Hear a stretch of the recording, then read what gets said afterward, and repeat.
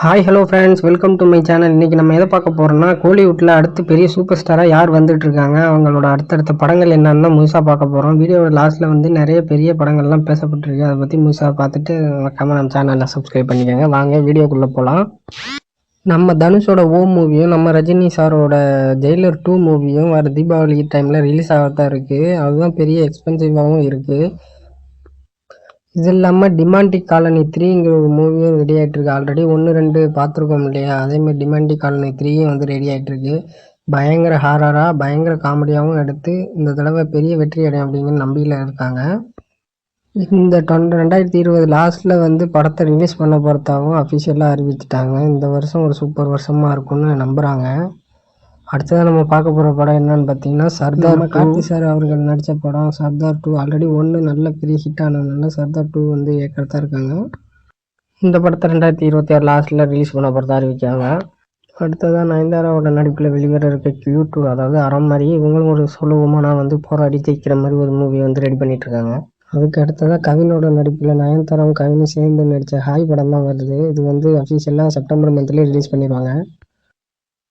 அதுக்கு அடுத்ததாக டெபுட்லேயே மாஸ் காட்டின நம்ம ஜெயம் ரவி, அதாவது ரவி மோகன் சார் வந்து கராத்தே பாபுங்கிற மூவி வந்து அஃபிஷியலாக ரிலீஸ் பண்ணுறதா பேசிகிட்டு இருக்காங்க. அந்த படம் கூடிய சீக்கிரத்தில் விரைவிலே வருது.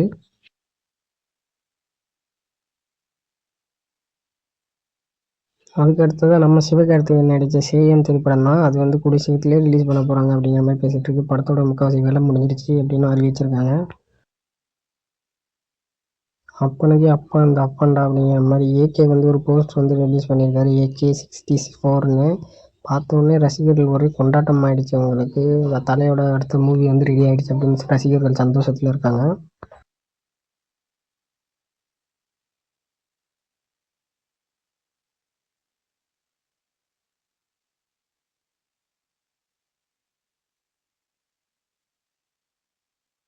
அதுக்கு அடுத்தா நம்ம தலைவரோட ஜெயிலர் 2 மூவி வந்து ரிலீஸ் ஆக போகுது. இது வந்து நம்ம தீபாவளி சிறப்பு மூவியாக இருக்கும்னு ரசிகர்கள் வெயிட் பண்ணிகிட்ருக்காங்க.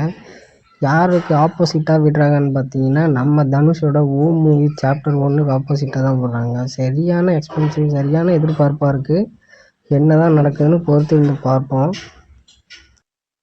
தனுஷோட ஓம் திரைப்படமும் பெரிதளவில் பேசப்பட்டு அஃபிஷியலாக பெரிய மூவியாகவே ரிலீஸ் பண்ணியிருக்காங்க. இது வந்து நம்ம தீபாவளி டைமில் ரிலீஸ் ஆக போகுது. பார்ப்போம், நீயா நானா யார் தாண்டா அந்த வின்னர் அப்படிங்கிற மாதிரி தனுஷ் அவர்களும் அவங்களோட மாமனாரான ரஜினி அவர்களும் போட்டி போட்டு படத்தை ரிலீஸ் பண்ணுறாங்க. இதில் சூர்யா அவர்கள் 2 மூவி தொடர்ந்தாப்புல ஒரு back to back black poster கொடுத்தாரு. அவரோட கம்பேக் அப்படின்னு சொல்லலாம்.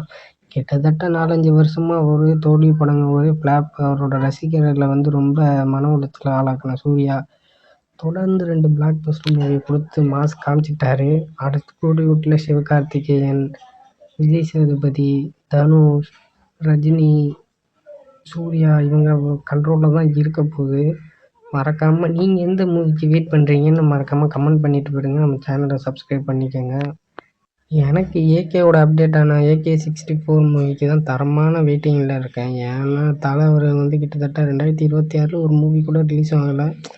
அவர் உண்டு, அவர் வேலை உண்டுன்னு இருக்கார். படம் பாருங்கள், அதை தாண்டி உங்கள் குடும்பத்தையும் பாருங்கள் அப்படிங்கிற மெசேஜ் அனுப்பிட்டு அதுக்கப்புறம் அவருக்கு பிடிச்ச தொழிலில் அவர் இறங்கிட்டார்.